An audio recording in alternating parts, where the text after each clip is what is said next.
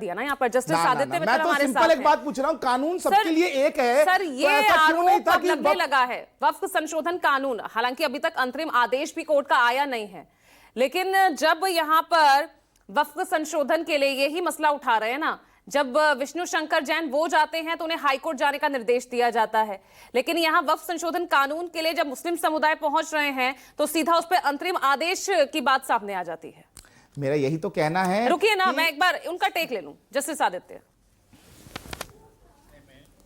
माननीय सर्वोच्च न्यायालय का ये प्रेरोगेटिव है कि वो किन याचिकाओं को स्वयं सुने और किन याचिकाओं को संबंधित उच्च न्यायालय सुनने के लिए कहे। जहां तक भारत के संविधान का प्रश्न है, भारत के संविधान में इसकी स्पष्ट व्याख्या है कि सर्वोच्च न्यायालय किन किन मामलों में सुनवाई सीधे कर सकते हैं। जैसा कि अभी इंगित किया गया, अनुच्छेद 142 निश्चित रूप से जहां कहीं भी कानून में कोई ग्रे एरिया होता है तो उसके लिए न्यायालयों को अंतर्निहित शक्तियां प्रदान की जाती हैं। जैसे सिविल प्रक्रिया संहिता में धारा 151 इनहेरेंट पावर्स है, दंड प्रक्रिया संहिता में धारा 482 के प्राविधान हैं, और इसी प्रकार से सर्वोच्च न्यायालय के संबंध में धारा अनुच्छेद 142 के अंतर्गत प्राविधान है। तो मैं इसे किसी भी रूप में पक्षपात नहीं मानता। दूसरी बात ये कि जहां पर भी सुप्रीम कोर्ट के न्यायाधीशों के ऊपर या सुप्रीम कोर्ट के निर्णयों के ऊपर जो बयानबाजी हो रही है वो निश्चित रूप से दुखद है, और वो भी संविधान की अनुच्छेद 19 के अंतर्गत प्राप्त अभिव्यक्ति की स्वतंत्रता का दुरुपयोग किया जा रहा है। तो प्रश्न ये है कि क्या गवर्नर साहब जो तेलंगाना के थे उनको निर्देश देकर के सुप्रीम कोर्ट ने सही किया या गलत किया।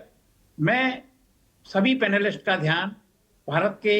संविधान के अनुच्छेद 200 और 201 की ओर आकर्षित करना चाहता हूं। उनमें कहीं भी ये व्यवस्था नहीं है कि राज्यपाल अनिश्चित काल तक के लिए किसी बिल को रोक रखेंगे या किसी बिल को अस्वीकार कर देंगे। सीधी सीधी व्यवस्था है, 3 विकल्प दिए हुए हैं, और 3 विकल्पों में यह है कि या तो वो सहमति दे देंगे या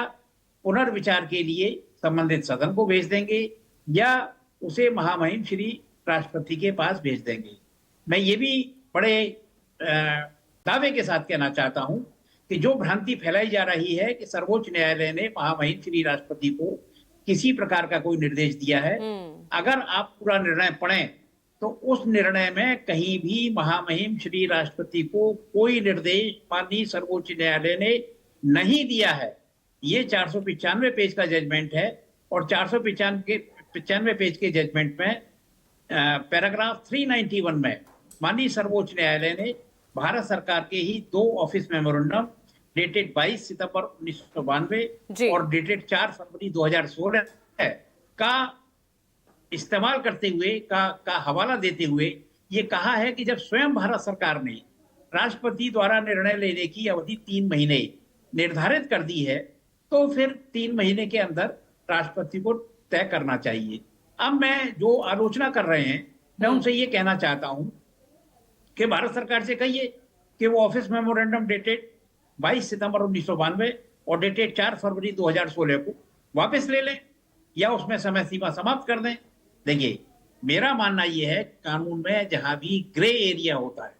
ऐसा नहीं है, संभव नहीं है कि हर विषय पर और हर बिंदु पर कानून बनाया जा सके, या जो लेजिस्लेटिव ड्राफ्टमैन है वो हर परिस्थिति का आकलन,